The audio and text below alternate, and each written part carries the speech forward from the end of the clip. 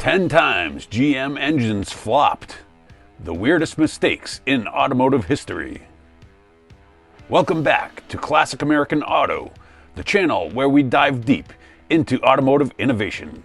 Today, we're counting down the top 10 strangest engines ever created by General Motors. From the lightweight Buick 215 V8 to the massive GMC 702 Twin 6. These engines show how creativity met performance. Let us know your favorite oddball engine in the comments. And don't forget to subscribe, hit that notification bell, and share this with fellow car enthusiasts. Let's rev those engines and dive right in. Number 1, 1962 to 63, Oldsmobile Jetfire Turbo V8. What happens when you turbocharge a compact Oldsmobile and add a splash of turbo rocket fluid? You get the Oldsmobile Jetfire Turbo V8, GM's bold entry into turbocharging. This 215 cubic inch aluminum V8, boosted by a Garrett T5 turbocharger, delivered 215 horsepower and 300 foot-pounds of torque. To prevent engine knock, it used an innovative water alcohol injection system branded as turbo rocket fluid. This concoction cooled the intake air, but neglecting to refill the tank led to reduced power and complaints. Despite its impressive 0 to 60 time of 9 seconds, overheating and maintenance woes cut its lifespan short. By 1964, Oldsmobile moved to simpler, naturally aspirated engines. Though short-lived, the Jetfire paved the way for turbocharging in American cars, proving GM's willingness to innovate. Number 2, 1930 to 1940 Cadillac V16. This wasn't just an engine, it was a statement. Introduced in 1930, this masterpiece powered some of the most luxurious cars of the era. Cadillac crafted two distinct V16s during its run. The first, a 452 cubic inch marvel, produced up to 185 horsepower and was designed for unmatched smoothness. Its hydraulic lash adjusters reduced noise, making it whisper quiet.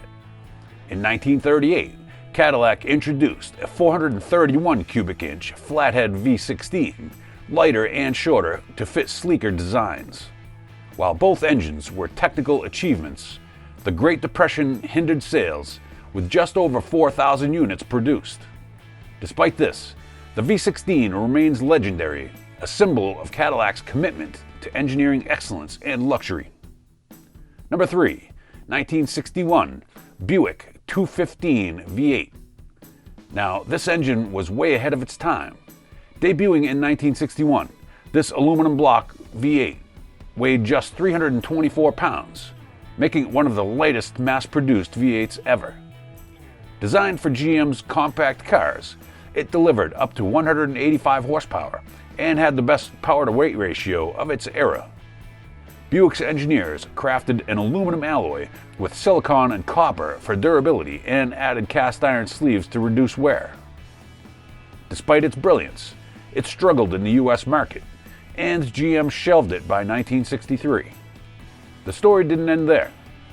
Rover acquired the design, turning it into a legendary engine for Land Rovers, Morgans, and even race cars.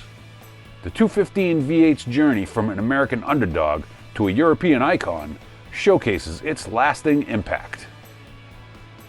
If you love classic cars as much as we do, go ahead and subscribe so you don't miss out. Now back to the list.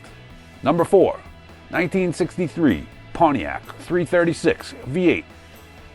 Here is a fascinating one-year wonder with a unique backstory. Introduced in 1963, it was essentially a modified version of Pontiac's 389 V8, with its bore reduced to create a 336 cubic inch engine. Despite its actual displacement, it was marketed as a 326 due to a naming decision aimed at aligning with GM's branding strategy. The engine produced up to 260 horsepower, making it a great fit for compact models like the Pontiac Tempest, which benefited from its balance of power and efficiency. The 336 wasn't entirely new. Versions of it had already seen action in GMC trucks.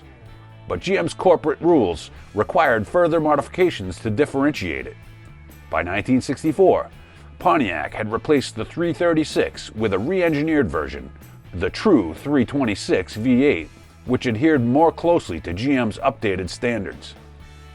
Though its time was brief, the 336 remains a noteworthy example of how creative engineering can thrive even under tight corporate constraints, leaving a small but memorable mark on Pontiac's legacy. Number 5. 1962 to 1977 Buick V6. Also known as the Fireball, debuted in 1962 as a practical innovation. By removing two cylinders from the Buick 215 V8, GM created a 198 cubic inch V6 with an odd fire design. This uneven firing pattern gave the engine a rough but distinctive character. Later expanded to 225 cubic inches, it powered vehicles like Kaiser Jeep's CJ models, marketed as the Dauntless V6. In 1967, GM sold the engine's tooling to Kaiser, only to purchase it in 1974 during the oil crisis when fuel-efficient engines became essential. Buick refined the engine, introducing an even-fire design in 1977 for smoother operation. The Buick V6 eventually evolved into the legendary 3800 series, an engine celebrated for its reliability and versatility.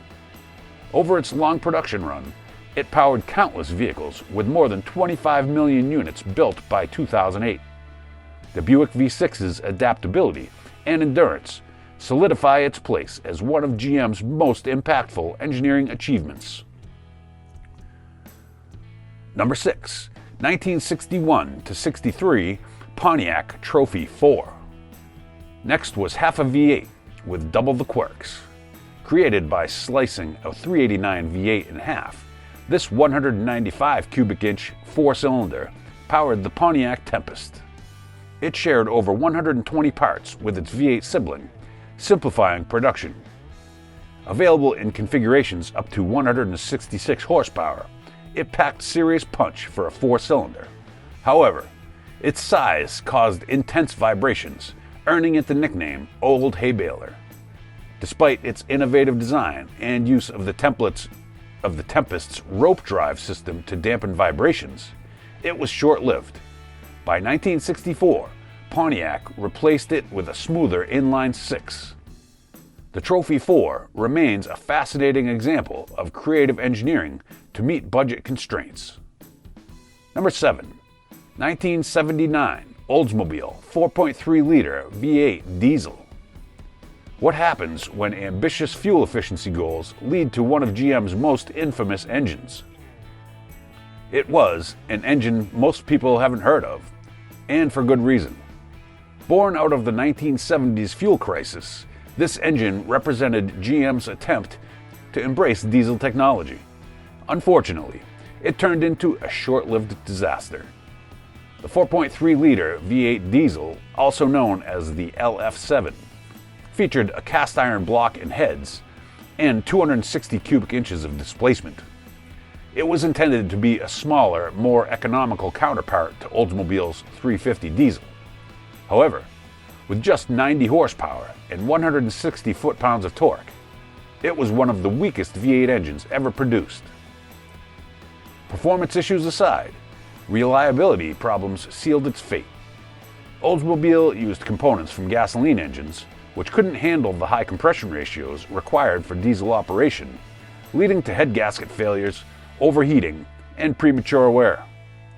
Only available for a year, it was a forgettable misstep in GM's history. Number 8. Cadillac V8-6-4. Imagine cruising in a Cadillac only to feel your V8 engine morph into a 6 or even a 4-cylinder on the fly. Sounds futuristic, right?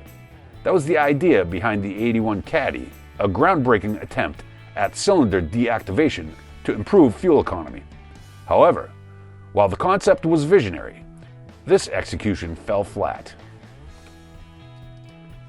The V8-6-4 was based on Cadillac's 6-liter V8, delivering 140 horsepower and 265 foot-pounds of torque. It used an onboard computer to deactivate cylinders under light loads, promising up to 30% fuel savings. In practice, though, the technology wasn't ready. Transitions between modes were clunky and unreliable, with drivers often experiencing jerky acceleration and hesitation. The throttle body fuel injection added to the chaos, frequently miscalculating the amount of fuel needed for the active cylinders. Frustrated owners and dealers disabled the system, locking the engine in full V8 mode. After just 1 year, the experiment was shelved. Still, it foreshadowed modern cylinder deactivation systems. Number 9. 1960s GMC 702 cubic inch twin 6. This was a V12 engine, so massive it powered trucks and even irrigation pumps. Produced from 1960 to 1966, this 11.5-liter gasoline giant epitomized brute force. Its design was essentially two 351 cubic inch V6 engines fused into a single block, sharing 54 components. The Twin 6 produced 275 horsepower at 2,400 RPM, modest by today's standards, but its 630 pound-feet of torque at just 1,600 RPM was unmatched. It was built for heavy-duty applications like semi-trucks and construction equipment.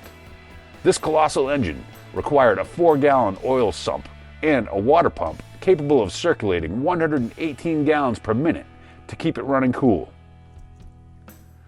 Despite its durability, lasting up to 200,000 miles before a major overhaul, the Twin 6 was short-lived. By the mid-1960s, compact, more efficient engines replaced it. Nevertheless, it remains an icon of over-the-top engineering, showcasing an era when bigger is better ruled the road. It's a marvel for those who appreciate raw mechanical power. And number 10, 1959 to 1974 GMC Toroflow Diesels. This was a bold attempt to bridge the gap between gasoline engines and two-stroke diesels. Produced from 1959 to 1974, it aimed to offer a more economical diesel option for medium-duty trucks. While promising on paper, the Toroflow struggled in execution. Available in 351 and 478 cubic inch V6 configurations, with later models featuring a 637 cubic inch V8, these engines delivered 130 to 220 horsepower and up to 400 foot-pounds of torque. Built on the same platform as GM's gasoline V6s, the Toroflow shared many components but was modified for diesel operation. Its unique design placed both intake and exhaust manifolds on the same side, making room for the diesel injection pump. However, reliability issues plagued these engines. The Bosch PSJ injection pump was prone to failure, and high revving operation often led to head gasket problems. Despite its flaws, the Toroflow paved the way for future diesel advancements, making a fascinating, if flawed, chapter in GMC's history. Thanks for joining us on this journey through GM's wildest engines. Let us know in the comments which was your favorite, and don't forget to like, subscribe, and share. See you next time, gearheads.